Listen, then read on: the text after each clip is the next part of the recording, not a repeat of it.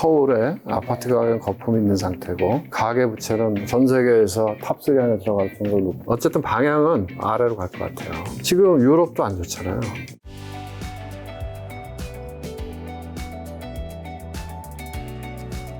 그럼 이번 같은 이제 폭락장이 어쨌든 월요일에 있었고 지금 반등하긴 했지만 그런 폭락장이 왔을 때 많은 분들이 어쨌든 패닉에 빠지니까 패닉셀이 나오는 거일 텐데 앞으로도 뭐 그런 일이 벌어질 수도 있는 거고 몇 년 뒤에 또 벌어질 수 있을 텐데 그럴 때 혹시 손절매를 하는 케이스가 있을 것이고 어떨 때는 기회다. 이번 일주일만 기준했을 때는 이번에 월요일에 폭락했을 때 그때 왕창 들어가신 분들이 돈을 많이 벌으셨을 텐데 근데 많은 분들이 그렇게 못한 이유는 화요일 수요일에도 떨어지는 게 시작이 아닐까라는 공포감 때문이었을 텐데 혹시나 그런 폭락이 왔을 때 좀 언제는 사야 되고 언제는 그냥 손절매를 치든가 아니면 가만히 있든가 이런 기준은 뭐 늘 똑같이 적용되지는 않겠지만 어떻게 좀 해야 될까요? 그러니까 이제 손절매는 기계적으로 해야 되겠죠. 네. 그거는 뭐 각자 기준이 있을 거 아니에요. 네. 그러니까 그거는 뭐 어떤 주관적인 판단과 상관없이 본인들의 각자 기준에 따라서 기계적으로 하는 게 좀 맞다고 봐요. 손절매 판단하지 말고. 근데 그거는 다 다를 거 아니에요. 사람마다 손절매 기준이.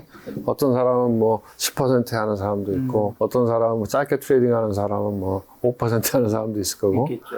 어떤 사람은 뭐 20% 하는 사람도 있을 거고 마이너스 20%. 어떤 사람 안 하는 사람도 있을 거고. 그러니까, 근데 중요한 거는 이제 손절매는 기계적으로 하는 게 맞다. 판단하지 말고. 그런 거고. 그 다음에 그렇게 하지 않는 일반적인 플레이어들은 사실 그렇게 폭락이 오거나 폭등이 오거나 그러면 제일 좋은 거는 매매를 안 하는 거죠. 관망하는 거. 휩쓸리지 않는 거군요. 네. 왜냐면 그럴 때 이제 뭐 사거나 팔면 감정에 휩쓸려서 실수할 가능성이 훨씬 높죠. 그러니까 이제 대표적인 실수가 그렇게 폭락장이 올 때 뭐 거기서 확 파는 사람도 있을 거고 그렇죠. 또 다른 사람은 물타기를 했는데 더 빠져. 그럼 더 물타기 하고 더 빠져, 더 물타기 하고 이렇게 그런 뭐 양쪽의 어떤 실수들이 나올 수 있으니까 그렇게 급등 나갈 때는 좀 관망하는 게 맞을 것 같아요. 매매를 하더라도 그 다음에 하는 게. 그럼 이번 폭락에 이제 경기 침체에 대한 우려도 있었던 건데 혹시 앞으로 경기 침체나 경제 위기 온다고 볼 수 있는 신호나 징후 같은 것들이 있는 건가요? 아니면 이거는 정말 그냥 좀 우려였던 건가요? 지금은 우려 같아요, 전 생각하기에.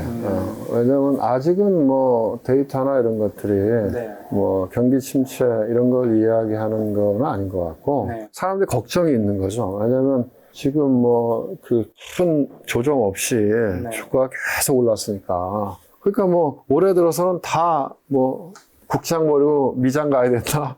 에브리바디 그러지 않았습니까? 그렇죠. 빅테크는 그냥 사면 오르는 거다. 그러니까 몇 년 전에 테슬라 올라가듯이 테슬라도 그랬잖아요 그때. 그러듯이 엔비디아도 뭐 우리나라 사람들이 제일 많이 산 종목이 엔비디아였다며요. 그게 불과 한 2년 전에 테슬라하고 똑같은 패턴이었죠. 그랬던 거기 때문에. 근데 이제 그때도 제가 보기에 되게 비슷한 것 같아요. 테슬라도 그때 뭐 거의 뭐 테슬라? 그렇죠. 테슬람들이 테슬라는 무조건 오른다. 그래서 뭐 이 겁나게 그 다음에 액면 분할했잖아요. 테슬라도 그때 액면 분할하면서 한 번 더 점프업했고 거기에서 또 누구니까 앨런 머스크가 자기 주식 팔았잖아요. 맞아요. 거의 그리고 그때가 또 제일 좋을 때고. 제일 고점이었죠 그때가. 아니 회사도 그때가 이제 성장하고 이익이 늘어나고 그러니까 센티먼트도 제일 과열돼 있고 이번에 엔비디아도 거의 비슷한 패턴인 것 같더라고요. 왜냐면 회사가 무지하게 좋고 그 다음에 액면 분할하고 그 다음에 젠슨랑이 자기 주식 팔고 거의 똑같잖아요 패턴이. 그러게요. 네, 그래서 그런 것들이 아마 데자뷰처럼 사람들이 왔을 것 같다 이런 생각이 들고 제가 보기에는 뭐 아직 경기 리세션 그런 거라고 얘기할 그건 단계는 아닌 것 같고 그 조짐 같은 거는 이제 지금 고용 데이터를 봐야 되겠죠. 고용 데이터가. 왜냐하면 이제 미국 같은 경우에는 소비가 경제를 드라이빙하는 팩터니까 고용 데이터가 나빠지면 뭐 실업률이 올라가고 그 다음에 평균 임금이 떨어지기 시작하고 이렇게 되면은 그 후에 나타나는 현상은 가처분 소득이 줄어들고 소비가 줄고 이렇게 되는 거죠. 그러니까 고용과 소비 데이터가 제일 중요할 것 같고요. 그리고 시장에서 또 얘기해 주겠죠. 시장에서 예를 들면 뭐 주식이 기조적으로 빠진다든가 그 다음에 또 채권 시장에서 장기금리가 떨어진다든가 그 당시에 언제였죠? 2008년도 금융위기 이전에 그때 그 앨런 그린스판이 그 FOMC 그 페드 그 의장할 때 그때 이제 그린스펀의 수수께끼 이런 용어가 있었잖아요. 무슨 얘기냐면은 기준금리를 계속 올리는데 네. 그러면 금리가 따라 올라가야 되는데 금리는 안 올라가고 장기금리가 계속 떨어지는 거야. 도대체 왜 이런 현상이 발생하지? 그래서 그 당시에 그걸 그린스펀의 수수께끼 왜 이러는 거야? 알 수가 없네. 그랬는데 그 후에 2008년 금융위기가 왔다는 거죠. 시장은 알고 있었다는 거지. 그러니까 결국 주식시장과 채권시장이 이야기하는 거가 있을 것 같다 하는 거고, 경제 데이터 측면에서는 고용 데이터, 그 다음에 소비 관련 데이터, 그런 것들을 유심히 보면, 근데 뭐, 아직은 그렇게 크게 걱정할 단계는 아니지 않나? 그런 생각이 들어요. 왜냐면 이제 늘 위기라는 거는 언제 오냐면은 뭔가 안 좋은 일이 있었어. 네. 그 후에 돈을 무지하게 많이 풀어요. 그렇잖아요. 우리 늘 뭐 안 좋은 일이 있으면 그다음에 돈을 풀죠. 금리를 인하하고 돈을 풀잖아요. 부를 거야 되니까. 그럼 그것들이 이제 버블을 만들어요. 그렇죠. 버블을 만들고, 그거를 제때 대응하면은, 그런 그 위기가 안 오는데, 정책 당국자나 페드에서 그걸 실기해. 그러고 오면 한꺼번에 터지잖아요. 그러니까 이제 그런 게 거의 예외 없이 진행되었던 패턴이기 때문에, 이번에도 아마 이제 그게 걱정이었겠죠. 이것도 페드가 실수한 거 아니야? 이런 거죠. 근데 제가 보기엔 지금 정도의 데이터에서는 뭐 그럴 것 같지는 않고, 그 다음에 지금 요번에 시장에 한번 경고를 했기 때문에 조금 더 상황이 악화되면 페드 50을 빅스텝으로 인하한다든지 해서 시장에 대응할 거다 이렇게 보고 있고, 약간 걱정되는 거는 이제 그 엔화. 단기적으로는 반영이 됐지만 저는 개인적으로 이제 엔화 약세는 끝난 것 같거든요. 그러면 이제 엔화의 방향이 바뀐 것 같아요. 근데 이제 환율이라고 하는 게 한번 방향이 설정이 되면 그 오랫동안 지속되는 경향이 있어요. 그러니까 엔화 같은 경우에도 아베노믹스 시작할 때 80엔대였거든요. 그 80엔에서 지금 160엔 근처까지 10년 넘게 지속된 거거든요. 중간에 왔다 갔다 했지만. 근데 이번에 이제 바뀌었잖아요, 방향이. 이 바뀐 방향은 상당히 오래 지속될 가능성이 높다, 이렇게 봐요. 왜냐면은 지금 일본이 기준금리를 2번 올렸잖아요. 그런 상태에서 앞으로 미국은 금리를 내릴 거잖아요. 그럼 미국하고 일본 간의 금리 차이가 줄어들잖아요. 그 구도는 잘 안 바뀔 것 같거든. 그래서 엔화의 이 강세, 그거는 기초적으로 조금, 적어도 제가 보기에 한 120엔? 그 레벨까지는 갈 것 같다고 생각하거든요. 그럼 이제 그 과정에서, 누적된 뭐, 엔캐리 트레이드 이런 것들이 언와인딩 되는 과정이 좀 있지 않겠나. 그런 것들이 좀 잠재된 리스크가 될 수도 있겠다. 이런 생각이 들고. 그리고 이제 일본 같은 경우에도 결국은 이제 수출이 되게 중요한 나라잖아요. 네. 거꾸로 이제 엔화가 강세로 갔을 때, 뭐 지금 최근에 일본이 니케이 올라올 때 주도했던 종목들이 뭐 토요타 같은 자동차 회사나 아니면 반도체 뭐 이런 전기전자 회사 있잖아요. 그런 회사들은 대부분 수출 회사인데, 그런 회사들이 이제 엔화 강세로 가면서 수익성이 떨어질 거거든요. 그러면서 일본 주식시장이 좀 더 내려갈 가능성도 있다. 그럼 이제 일본 주식시장 자체가 선진국 지수에 들어있잖아요. 그 나름대로 마켓캡이 꽤 되는 시장이니까 일본 시장이 전체적으로 다른 시장도 좀 끌고 내려갈 가능성이 있다. 근데 그런 거는 조금 리스크 요인이라고 봐야 되겠죠. 추후에 그런 것과 미국의 이제 경기 침체나 경제 위기가 올 때를 대비해서 혹시 개인분들이 자산 관리를 미리 좀 준비한다면 좀 어떤 걸 해야 될까요? 예를 들면 이번에 월요일 같은 폭락장 때 좀 현금이 있으셨던 분들은 사실 뭔가 대처를 할 수 있긴 했었잖아요. 네. 앞으로 그런 일 대비해서 뭘 좀 준비해 놓으면 될까요? 역시 현금일까요? 어느 정도의? 근데 경제는 제가 보기에 이제는 슬로우 다운 할 것 같긴 해요. 그게 이제 침체냐 아니냐, 그러니까 우리가 얘기하는 리세션이냐, 하드 랜딩이냐, 소프트 랜딩이냐 차이는 있지만, 소프트 랜딩이면 좋죠. 근데 어쨌든 방향은 아래로 갈 것 같아요. 전체적으로. 지금 유럽도 안 좋잖아요.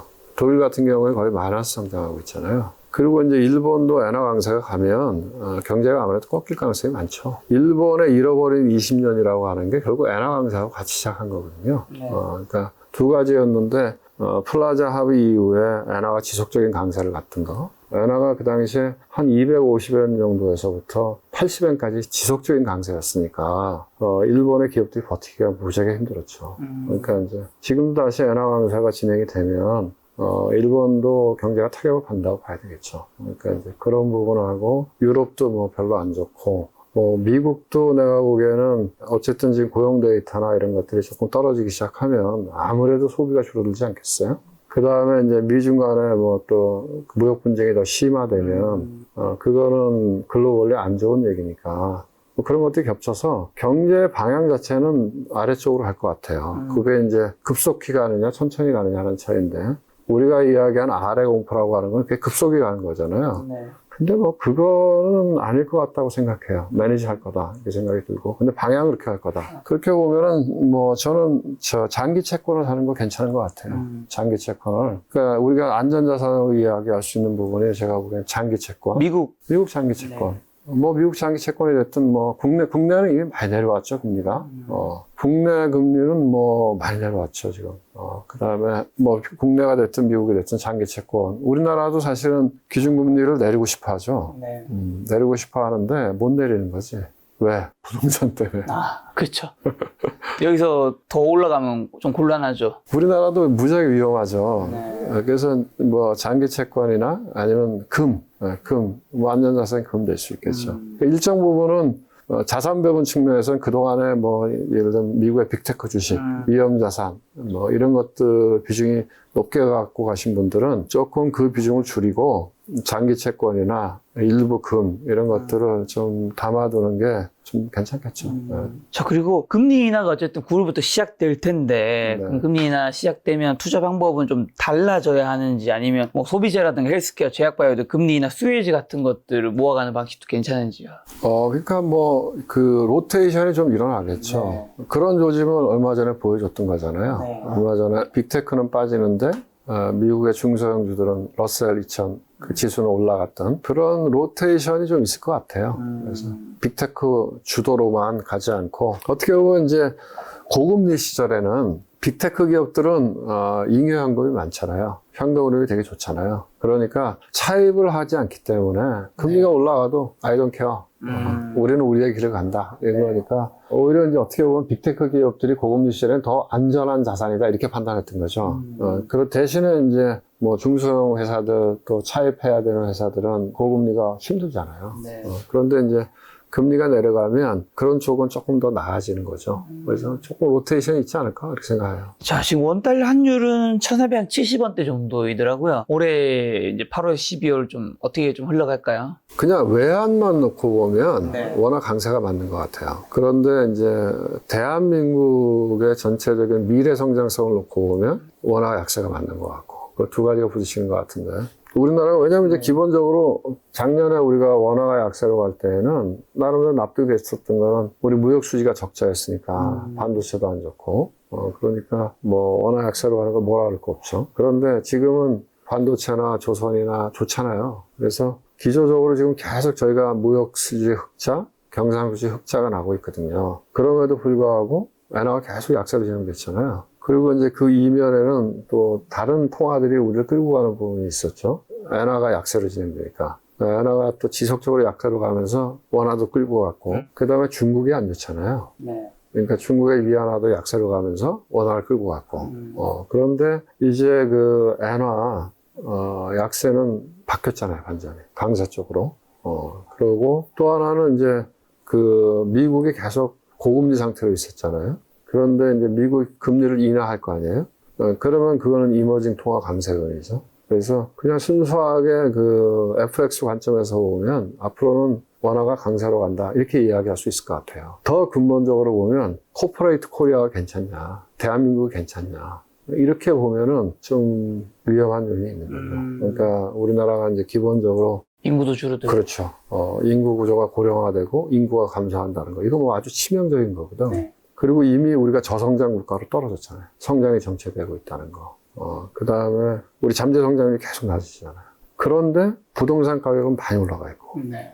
집값은, 아파트 가격은. 지금 뭐 강남의 반포의 아파트 30평짜리가 40억이라는 거 아니에요? 그러니까 레미안, 온벨리랑 그다음에 그게 아크릴 리버파크. 그게 납득이 돼요? 말은 안 되죠, 사실. 경제적으로 말이 안 돼. 9평이 40억 중반까지 나왔다고. 그러니까 경제적으로 말이 안 되는 거죠. 일종의 이제 그게 귀금속이 된 거죠. 귀금속. 희소성을 갖고, 그 다음에 프레스티지. 거기에 살면 프레스티지가 있다고 느끼니까, 트로피 효과. 어떻게 보면 뭐 우리가 명품을 밸류가 네. 뭐 시계가 예를 들면 1억, 네. 뭐 1억 밸류가 있겠어요? 거기에 이제 1억 밸류는 없죠. 그런 보이지 않는 밸류가 붙어 있는 건데 또 그건 언제든 깨질 수 있거든. 그래서 분명히 대한민국의 그 서울에 아파트 가격은 거품이 있는 상태고 그 다음에 이 가계 부채는 뭐 엄청나게 높고 전 세계에서 탑3 안에 들어갈 정도로 높고 네. 그런 정책적인 구조적인 문제를 정치권에서 해결을 해줘야 되는데 우리나라 대부분의 사람들이 느끼시 정치는 개판이고 그러니까 경제 장기적인 측면에서 봤을 때 이 대한민국이 괜찮은가 이런 면에서는 이제 그건 워낙 약세 요인이죠. 그렇지만 뭐 시계를 한 1년 이렇게 놓고 보면 워낙 강세 요인이 더 많은 것 같고 아주 롱텀한 베이스로 보면 대한민국이 이렇게 기울어지고 있으니까 워낙 약세 요인이 더 큰 것 같고 그래 보여요. 앞으로 남은 8월에서 12월의 주식시장은 좀 어떻게 전망하시고 지금은 어떤 주식을 사야 하는 걸까요? 남은 하반기에는 어떤 섹터들이 유망 섹터가 될까요? 그런데 뭐 어쨌든 펀더멘털을 보면 네. 방향성이 우리나라 경제가 좋잖아요. 단기적으로는. 네. 왜냐하면 작년보다 올해 영업이익이 엄청 늘어나잖아요. 작년보다 올해 아마 작년에 반도체 회사들 다 적자였고 올해는 굉장히 뭐 좋죠. 조선주 다 적자였고 근데 올해는 반도체 무지하게 돈 벌고 조선주도 돈 벌기 시작하고 그런데 주가는 사실 뭐 지금 2,500 왔나요? 사실 우리는 주가가 오른 게 없잖아요. 그러니까요. 그래서 밸류에이션이나 펀더멘털 관점에서 보면 이거는 여기서 주식을 사야 되는 게 맞지 않나 이런 생각이 들어요. 지금 코스피가 2,568이네요. 오늘 1.8% 올려서 코스닥이 748. 그러니까 밸류에이션 관점으로 보면은 대한민국의 주식은 싸다. 네. 싸다. 그러니까 무슨 위기가 온 것도 아니고. 그럼 뭘 사야 될까요? 그래서 이제 뭐 불확실성이라고 하는 건 그건 이제 제가 보기엔 우려가 있었던 거고 실제로 펀더멘털하게 그러면 뭐 리세션이 올 거야 이런 건 없잖아요. 네. 근데 우려는 시장에서 이번에 반영했잖아요. 그리고 앞으로 남은 거는 카운터 메저잖아요.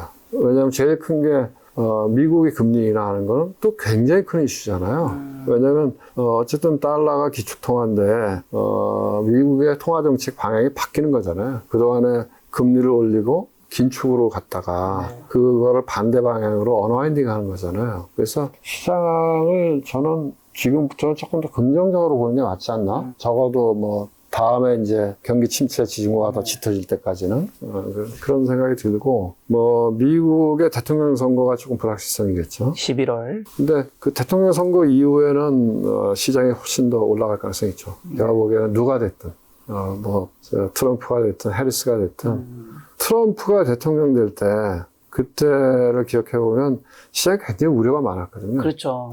크게 떨어질 것이다. 그렇죠. 근데 그래서 실제로는 뭐 사실 선반영도 많이 했었고 그런데 트럼프가 막상 대통령 되고 나서는 시장은 폭등했거든.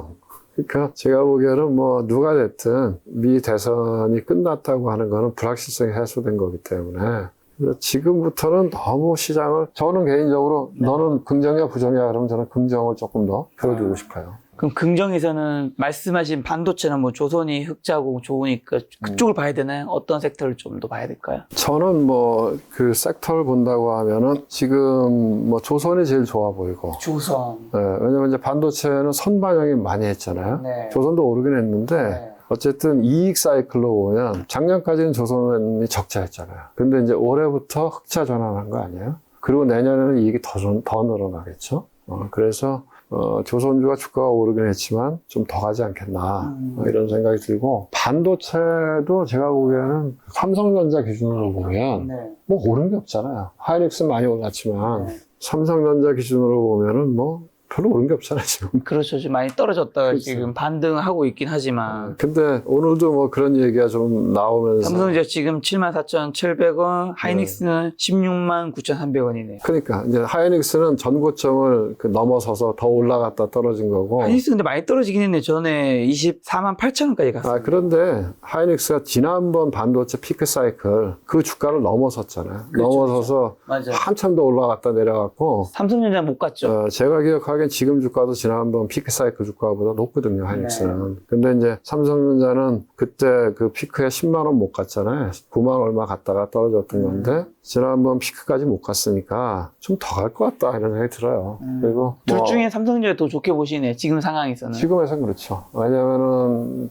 지금 HBM에서 늦은 건데, HBM 들어가잖아요. 오늘도 로이터에서 뭐 들어갈 거다. 근데 이제 삼성에서는 아직 확인할 수 없다 이런 거 있잖아요. 네. 들어가겠죠. 그러니까 네. 앞으로 좋아질 부분들이 더 늘어나는 것 같고 네. 이익도 아직 피크가 아닌 것 같고 네. 그리고 반도체 소부장은 뭐 엄청 떨어지지 않았나요? 반도체 소부장 주식들은 뭐 좀 올랐다가 한미 반도체만 많이 올랐지 뭐 나머지들은 좀 올랐다가 뭐 다 엄청 떨어져 있는 상태라서 근데 이제 반도체 소부장도 왜냐면 1분기 실적을 발표했는데 실적이 뭐 제대로 안 나온 거죠. 왜냐하면 전체적으로 반도체가 좋다고 하지만 물량이 늘어난 게 아니니까 네. HBM 좋고 그 다음에 레거시 반도체는 물량이 늘어난 게 아니고 가격이 올라갔으니까 그러니까 뭐 반도체 소재 장비 회사들이 크게 득을 못 본 거죠. 그래서 1분기 좋다 그래서 막 샀는데 1분기 실적이 나왔는데 이게 이러니까 그 다음부터 비리비리 하다가 최근에 뭐 반도체 이제 끝났어. 뭐 이미 선반영 다 했어. 그러면서 다 빠졌는데 많이 빠졌거든요. 네. 근데 하반기부터는 반도체 소부장 회사들의 실적이 좋아질 거거든. 이제 투자도 더 많이 일어날 거고. 네. 그러면은 조금 더 한 번 더 반등할 수 있는 룸들이 생긴 거 아닌가? 그런 생각이 들고. 그 다음에 이제 다른 섹터는 이제 하반기 되고 그러면 또 배당주 사람들 보잖아요. 네.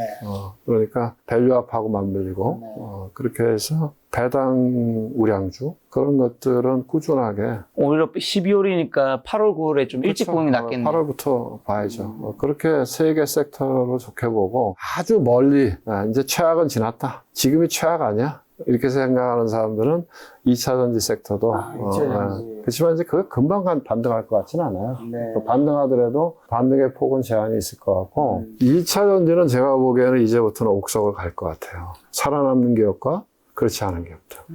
왜냐면 지금 2차 전지 뭐 다 우르르 몰려와서 엄청나게 설비 투자들을 많이 했잖아요. 그렇죠. 그런데 시장이 생각만큼 그렇게 급속도로 변하지 않잖아요. 굉장히 느린 속도로 변화해 나갈 것 같거든요. 근데 이제 테슬라 같은 경우에는 그 소프트웨어 기업이잖아요. 만약 테슬라는 지금 바라보는 게 자동차를 많이 팔아서 이익을 냈다. 그런 것도 보지만 시장이 볼 때는 뭐 자율주행이나 또는 로봇이나 이런 쪽에 포인트를 두고 보잖아요. 근데 우리나라의 그 2차 전지 섹터들은 뭐 배터리 만들거나 아니면 뭐 양극재 만들거나 뭐 그런 그냥 소재 뭐 이런 제조업이잖아요. 네. 근데 설비 투자는 무지하게 많이 한다고 약속을 했어. 그렇기 때문에 다 살아남을까? 지금 갸우뚱해요. 그러니까 그 중에, 왜냐면 이 시장이 급속도로 좋아지면 수요가 늘어나면서 그걸 다 커버해 줄 수 있는데 지금 그렇지 않잖아요. 그러면은 아마 밑에 있는 애들은 생존을 못 할 수도 있지 않을까? 그래서 그냥 지난번 작년에 2차 전지 갈 때는 다 스토리텔링으로 갔잖아요. 그런 회사의 주가가 지금 3분의 1 토막 난 거 아니에요? 반토막 더 밑으로 내려가 있잖아요. 그게 다 올라오진 않을 것 같아요. 거기서 이제 옥석 가리기가 돼서 장기적으로 살아남고 성장할 기업들은 다시 리바운드 할 것 같고 그렇지 않은 애들은 아마 도태될 가능성이 있지 않을까 이렇게 보여서 옥석 가리기 하면서 투자하는 게 맞겠다 이렇게 봐요. 네, 지난번에 이제 2차 전지도 그렇고 그 이전에 인터넷 섹터 네이버 카카오도 그렇고 차트든지 어쨌든 그렇게 한 번에 그렇게 확 꺾여버리면 다시 그게 옛날 같은 그림이 되는 거는 참 오랜 시간이 걸린 것 같네요. 안 될 것 같아요. 왜냐면 작년에 2차 전지는 너무 스토리텔링을 많이 해서 밸류에이션 버블을 만든 거거든. 특히 유튜버들이 만든 거거든요. 네. 지금도 보면 비슷하더라고. 얼마 전에 뭐 유리기판 그런 거 있었잖아요. SKC 이런 거. 보면 유튜버 나와서 뭐 엄청나게 뭐 스토리텔링해서 그 주가를 뭐 2배, 3배 올리더라고요. 다 반토막 났잖아요. 그럼에도 불구하고 그럼 밸류에이션이 싸냐. 그럼 밸류에이션이 아직도 비싸니까. 그래서 옛날 고점은 저는 못 갈 거라고 봐요. 근데 이제 살아남는 기업들은 현재 주가가 많이 빠져 있으니까, 네. 그 어느 정도 이제 회복되는 과정은 있을 거다. 이렇게 보죠.